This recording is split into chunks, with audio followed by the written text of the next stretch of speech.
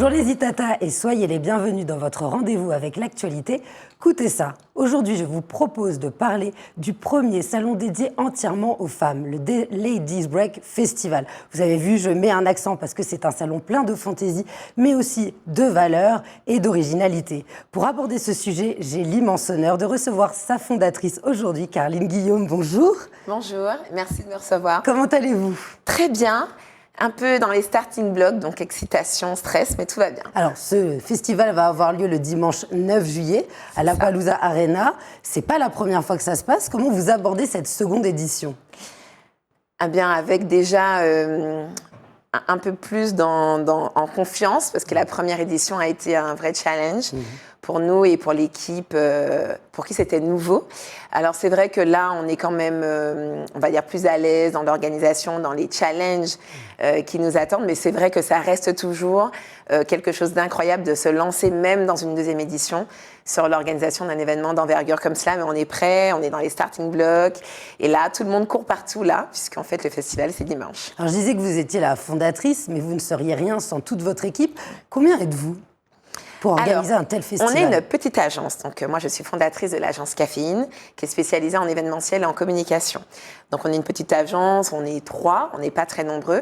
Et pour le festival, en fait, je me suis entourée de personnes que j'ai été choisir scrupuleusement, dont je m'entoure pour certaines compétences. Donc on va dire que le noyau dur de l'organisation, on est une dizaine. Donc, mes collaborateurs directs, plus à peu près 7 personnes. Et puis, par contre, pour organiser l'événement, on a une quarantaine de prestataires avec toute leur équipe qui sont mobilisés dans l'organisation de l'événement. On a plus d'une 60aine d'exposants. Et puis, on a tout un staff le jour de l'événement où on n'est pas loin d'une centaine de personnes. D'accord. Alors, quelle est la genèse de ce projet ? L'idée vient de vous ? Complètement. Alors, le concept Ladies Break, il a été créé en février 2017.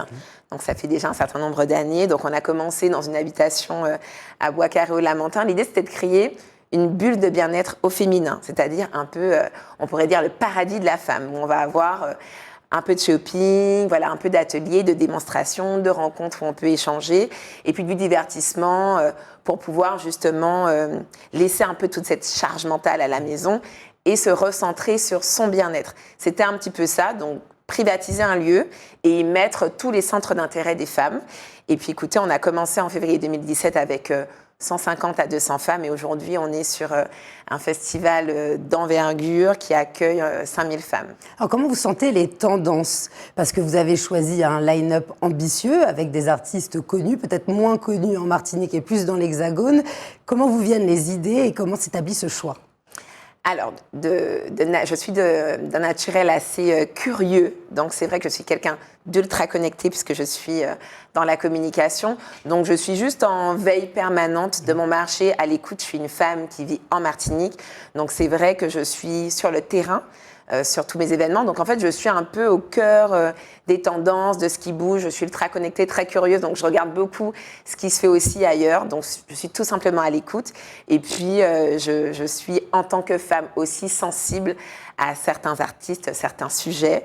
Et c'est un peu comme ça que je concocte tout ça, en écoutant aussi avec les feedbacks de mon équipe et puis des breakeuses qui viennent sur les éditions qu'on a pendant l'année aussi. Alors, lors de ce festival, il y aura des chanteurs, chanteuses. Vous pouvez peut-être les citer, nous les présenter rapidement. Oui, alors on a un plateau qui est assez varié, donc on a beaucoup d'intervenants. On va avoir des groupes de danse, on va avoir un peu de théâtre, on va recevoir donc les Coquettes.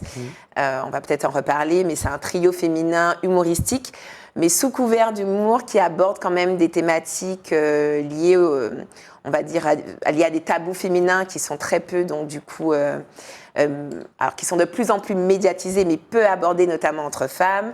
Et puis on va aussi avoir Camille, qui est une conférencière, une femme avec un tempérament explosif qui, elle, n'a pas du tout de langue de bois, avec qui on va aborder plein de sujets autour de la sexualité notamment, de la féminité et pas mal de sujets importants.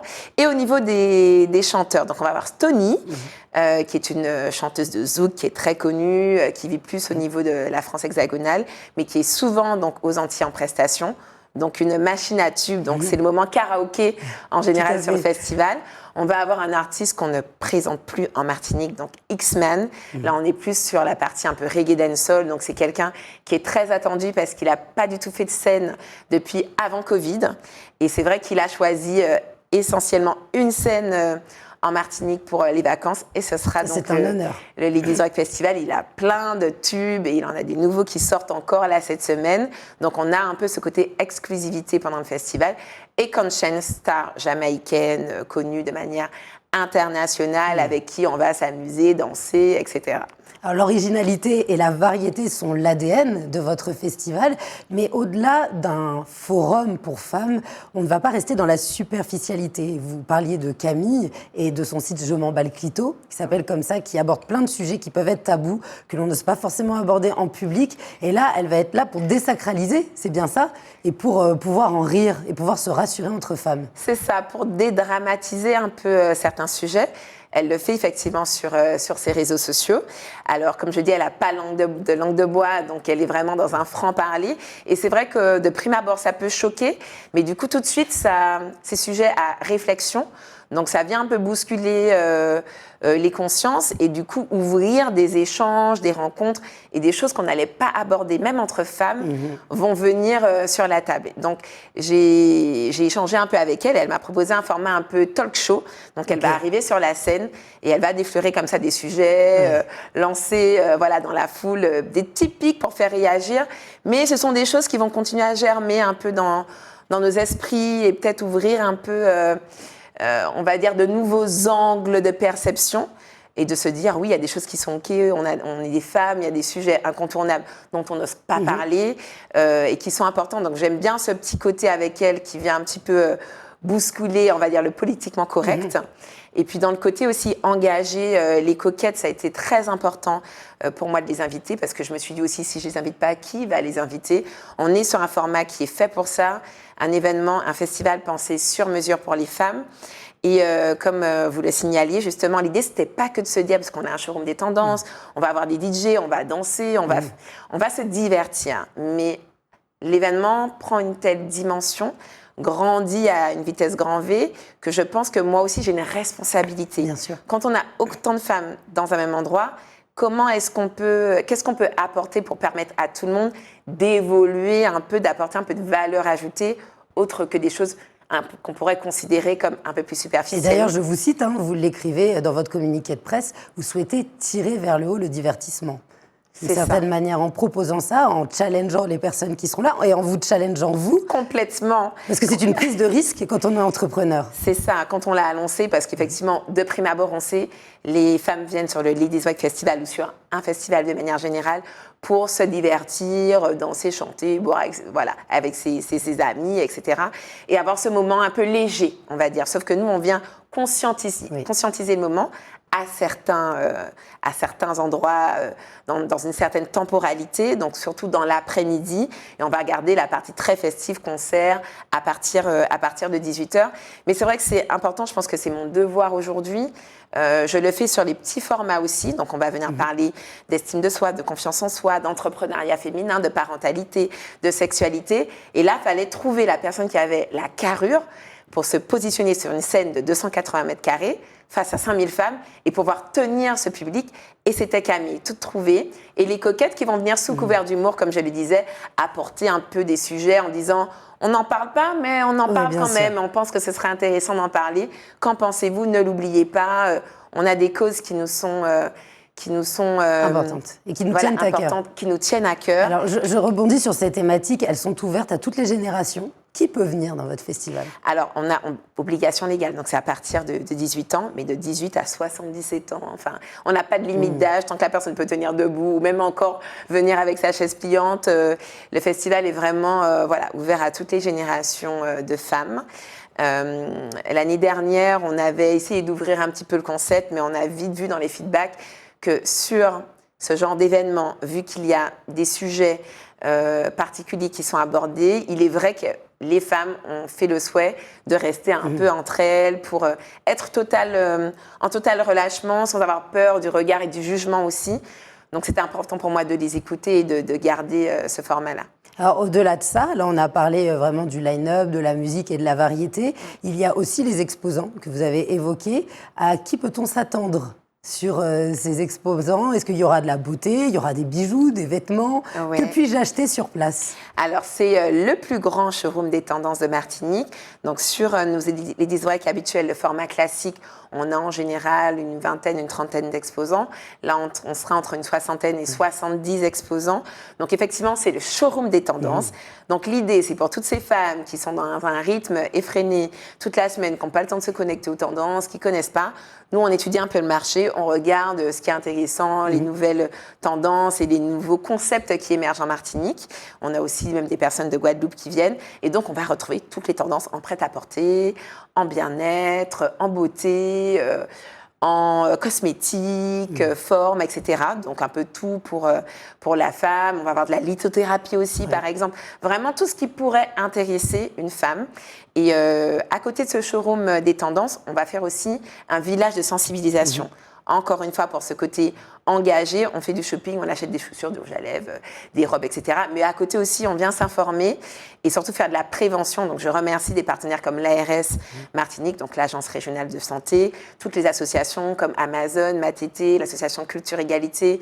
Donc, on va parler aussi des droits des femmes. Voilà.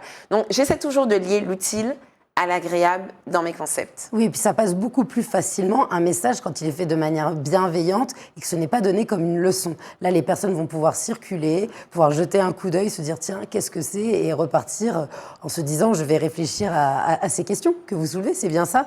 Et puis en plus, ce sont des valeurs qui peuvent être évoquées. Vous parliez tout à l'heure qu'on pouvait venir en famille ou entre amis, mais qui vont ouvrir la discussion. Actuellement, on est très sur les réseaux sociaux et j'imagine que derrière ça, vous avez la volonté de vouloir reconnecter les personnes à la réalité, pouvoir toucher les objets à vendre et puis aussi pouvoir parler directement avec ces associations. C'est ça, exactement. Bon, on l'a vu de toute façon depuis le post-Covid, les gens sont très friands des événements en présentiel.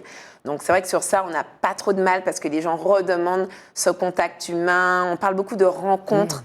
Le festival, c'est vraiment un endroit où des femmes qui ne se connaissent pas du tout vont commencer à parler, rigoler ensemble, regarder, échanger. Ça se fait très naturellement. On est vraiment dans une espèce de bulle et une safe place. C'était très important. Elles viennent au festival, elles se sentent en sécurité. Et c'est beaucoup revenu aussi dans cette dimension. Et donc, effectivement, pouvoir rencontrer, parler avec les associations, échanger. Et on a remarqué que notre public vient beaucoup en duo mère-fille. On a beaucoup de filles qui viennent avec leur maman ou leur maman qui emmène leur jeune fille. Donc, c'est vrai que du coup, elles vivent ensemble ces expériences. Et du coup, oui, elles échangent, elles peuvent revenir le lendemain dessus. Mais tu sais, quand Camille a parlé de ça, toi, ça t'a évoqué quoi, etc. Donc, c'est vraiment ce qu'on a envie de créer. Donc, il y a ce qui se passe sur le festival, puis il y a tout ce qui va germer après. Alors, la première édition a fait grand bruit, puis ça a été relayé très bien sur les réseaux sociaux. Vous êtes une communicante, de par votre travail initial. Est-ce que d'autres îles qui nous entourent, ou même l'Hexagone, ont été intéressées par votre idée ? Oui, complètement. Alors, il faut savoir que depuis qu'on a lancé le concept en février 2017, il y a eu un engouement. On a commencé à avoir des messages de Guadeloupe, de Guyane, même d'Afrique, de Paris, où les gens même voulaient me proposer des collaborations pour lancer les concepts au niveau des différents territoires.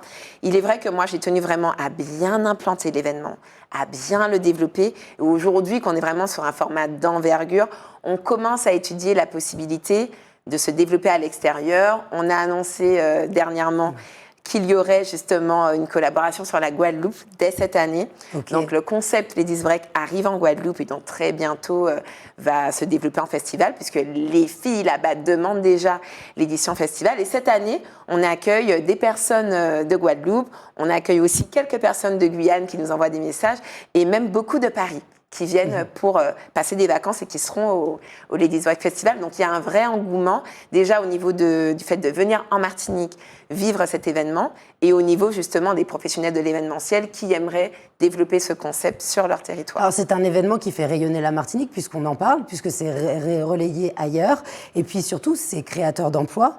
Les entreprises qui viennent, ça leur fait une publicité, ça permet de les connaître par l'expérience, le côté sensoriel, le fait de toucher et d'échanger avec ces entrepreneuses et entrepreneurs. Vous vous sentez responsable justement de ça, de pouvoir montrer que la Martinique a un savoir-faire et que vous voulez promouvoir ? Alors, me sentir responsable, pas forcément, mais en tout cas, je tiens aussi à porter ma pierre à l'édifice. On fait un événement pour les femmes, qu'est-ce qu'on met derrière comme valeur, etc. Sur mon événement, je privilégie des business portés par des femmes, donc des entreprises, on va dire des business féminins.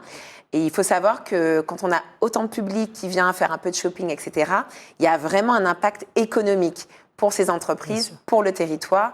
Il faut savoir qu'en général, sur une Ladies Break, et encore plus sur un festival comme celui-là, qui se déroule un dimanche, quand un entrepreneur ferme donc sa boutique et vient sur un dimanche sur 12 heures de festival, donc le showroom lui est ouvert de 10h à 18h sur 8 heures d'ouverture, génère parfois un mois de chiffre d'affaires alors qu'on est sur un jour dimanche qui n'aurait pas été créateur de chiffre d'affaires. Donc là, on voit bien l'impact, c'est-à-dire que derrière, moi j'ai vu beaucoup d'exposantes évoluer depuis les premières Ladies Break. Elles ont ouvert leur boutique, elles ont recruté du monde, alors qu'au départ c'était des petites activités un peu à côté. Elles ont laissé le monde du salariat pour se consacrer concrètement à leur entreprise. Et ça, alors je ne me sens pas responsable de ça, mais par contre je suis très contente d'y participer et de pouvoir créer des endroits, des concepts où des entreprises peuvent se développer et grandir tout simplement. Inscrire ce dynamisme dans un cercle vertueux. Complètement. Économique et aussi de bien-être qualitatif de la vie de toutes ces femmes. Je vous remercie beaucoup. Alors, avant de se quitter, car le temps passe très vite, malheureusement. C'est déjà la fin. Et oui, c'est déjà la fin. Je commence à me sentir bien. Et bien, on fera un bis, il n'y a pas de souci, pour parler des prochains projets. On va rappeler le lieu où on peut avoir les places, on va le dire, les horaires, donc c'est de 10h jusqu'à 22h. C'est ça, l'ouverture des portes, 10h, showroom des tendances. Oui. La scène avec toutes les animations commence à partir de 14h et on est ensemble jusqu'à 22h.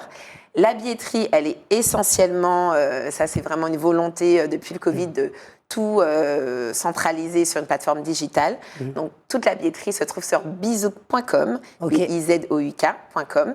Voilà, et je pense, et donc à la Palouse Arena au François, bien entendu. Et pour sur avoir, un très beau site. Pour ceux qui malheureusement ne seront pas là à la seconde édition, mais viendront forcément à la troisième, n'est-ce pas? Oui. Ils pourront voir les photos sur votre site, Instagram, Facebook, tous les réseaux qui existent. Exactement, les réseaux sociaux, Facebook, Instagram, Ladies Break Festival, vous avez toutes les informations, les photos, les vidéos pour revivre l'événement. Eh ben, merci beaucoup, Carline Guillaume, d'avoir été parmi nous. Je vous dis à très vite, j'espère, pour de prochains projets. Exactement, mais j'espère vous voir dimanche. Avec plaisir. Merci beaucoup de m'avoir invitée, je suis ravie d'être là. C'était partagé.